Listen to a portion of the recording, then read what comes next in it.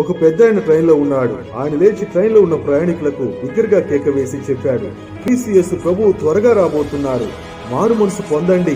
అక్కడ కూర్చున్న మహిళ గట్టిగా నోర్మి అని అరిసింది. నీకేమి తెలియదు, యేసు రాడు లేడు, ఉంటే కదా రావటానికి అని అన్నది. ఆ పెద్ద ఆయన బాధతో తన సీట్లో కూర్చున్నాడు. దేవుడు అతన్ని లేచి ధైర్యంగా దేవుడు రాబోతున్నాడని చెప్పు అని బలముగా ప్రేరేపిస్తున్నాడు. మరలా ఆయన లేచి యేసు త్వరగా రాబోతున్నాడు, మారు మనసు పొందండి, పాపాలను విడిచిపెట్టండి అని గట్టిగా చెప్తున్నాడు. ఇందాక అరిచిన ఆమె లేచి తన కొడుకుని ఇక్కడ కూర్చొని ఉండు, వాడి సంగతి తెలుస్తానని సైగ చేసి ఆ పెద్ద ఆయన మీద పడి పిడిగుద్దులు గుద్దింది. ఆమె కొడుతూ ఉండగా ఆమె కొడుకు, మమ్మీ ఆయనను కొట్టను ఆపు అని బిగ్గరగా కేక వేస్తున్నాడు. ఆయన పరలోకం నుండి పంపబడిన దేవుని దూత.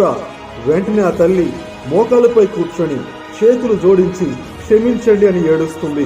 ఆ పెద్ద ఆయన అడుగుతున్నాడు, అమ్మా ఎందుకు ఏడుస్తున్నారు? నా కొడుకు మోగవాడు, ఇప్పుడు అతను మాట్లాడుతున్నాడు. దేవుని గురించి మాట్లాడి మిమ్మల్ని కొట్టాను, అయినా దేవుడు నా కొడుకుకి మాట ఇచ్చాడు, దేవుడు ఉన్నాడు, రాబోతున్నాడని ఆయనతో కూడా ఇప్పుడు ఆమె ప్రకటిస్తుంది. నేర్చుకోవాల్సిన పాఠం ఏమిటో తెలిసినా, మనం జీవితంలో ఎలాంటి పరిస్థితులను ఎదుర్కొన్నా, కొట్టబడ్డా, తిట్టబడ్డా, అవమానపరచబడ్డా, దేవునిపై నమ్మకాన్ని ఆపకండి. దేవుడు నిత్యంగా మనల్ని హెచ్చిస్తాడు.